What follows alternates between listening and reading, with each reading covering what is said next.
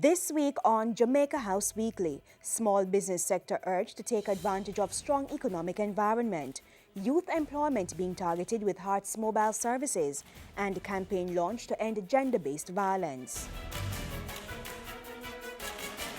I give my commitment that we will continue to engage micro, small, and medium-sized businesses.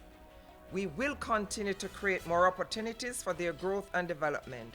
The Prime Minister gave that assurance on Saturday as the Small Business Association of Jamaica celebrated its 40th anniversary. She said that in addition to passing far-reaching legislation to cut red tape and increase access to financing, government had also increased the capacity of small businesses to provide quality service to customers. On Friday, Prime Minister Portia Simpson Miller was in Manchester where she toured 3 schools. It was part of a 5-school tour by the Ministry of Education.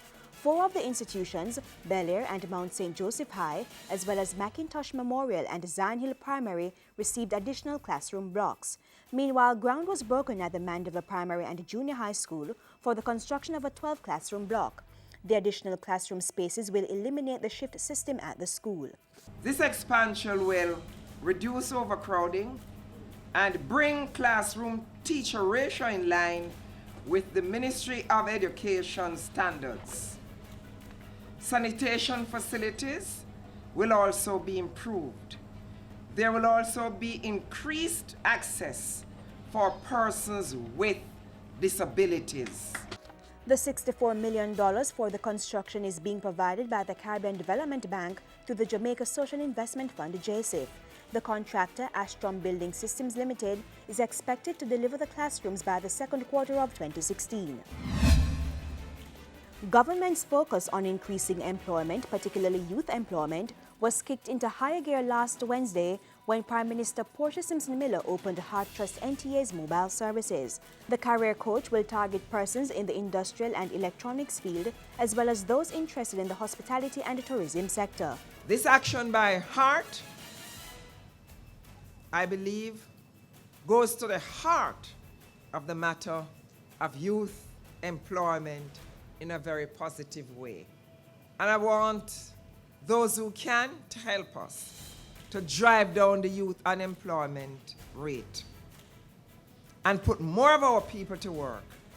We are committed to working, very committed, to working towards the day in the medium term when the levels of unemployment and youth unemployment in Jamaica will be in low single digits.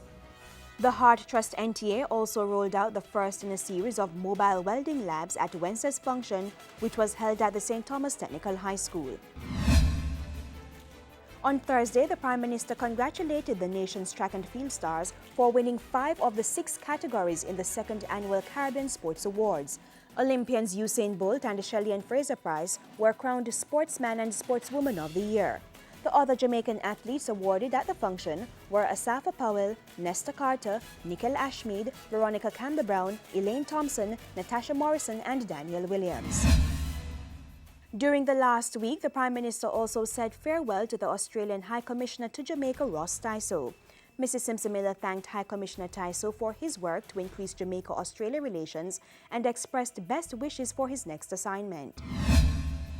And as the world observed International Day for the Elimination of Violence Against Women on November 25, Jamaica launched a 3-month social media campaign to end gender-based violence. The campaign, dubbed No More Silence, Silence No More, was launched by the Bureau of Gender Affairs in collaboration with the Canadian High Commission.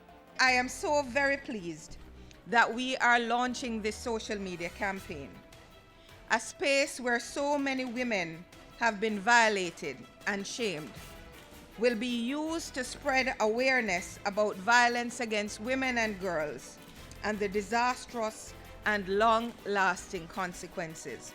The minister responsible for information used the occasion to call on every single Jamaican at home and in the diaspora to join the social media campaign to engage victims and provide a platform for advocacy on the issue. It will serve as a powerful and useful way to expose the unacceptable levels of violence against our women and girls.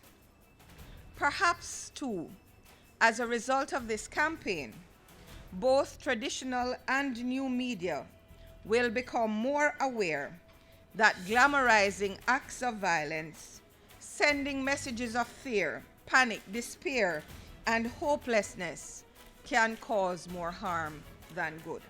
And that's it for this week's edition of Jamaica House Weekly. Do join us next time for the latest stories coming out of the office of the Prime Minister.